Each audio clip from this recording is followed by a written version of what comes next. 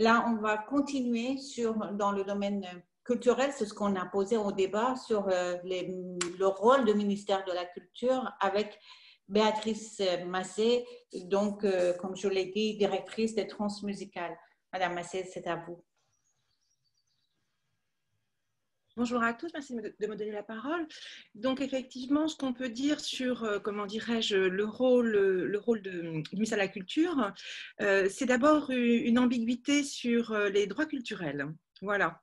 En fait, cette notion qui est apparue de manière beaucoup plus lisible dans la déclaration de Fribourg, comment dirais-je, on se rend compte que le ministère de la Culture, même si cette notion est maintenant, comment dirais-je, entrée dans les lois, il y a malgré tout un travail de réflexion qui n'est pas mené sur ce que signifient les droits culturels. Voilà, cette expression qui allie deux mots qui n'avaient pas jusqu'à présent été beaucoup alliés, et que, comment dirais-je, dans la mise en œuvre des droits culturels sur l'ensemble des territoires, il n'y a pas d'attention particulière sur ces droits, alors qu'on peut effectivement penser qu'ils représentent un nouveau paradigme pour à la fois le ministère de la Culture, mais aussi pour tous les acteurs culturels dans l'application de leur projet.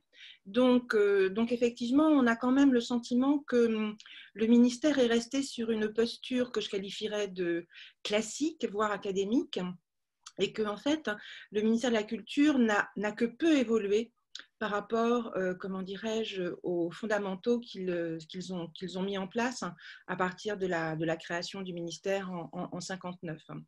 Donc en Bretagne, on a eu, comment dirais-je, la chance que la région, comment dirais-je, et Jean-Michel en particulier, intègrent cette notion de manière très rapide et proposent à la fois des réflexions qui ont été conduites avec d'autres collectivités territoriales, des axes de formation aussi, et une prise en compte, comment dirais-je, des droits culturels dans les projets portés par les acteurs culturels, que ce soit les projets artistiques et culturels.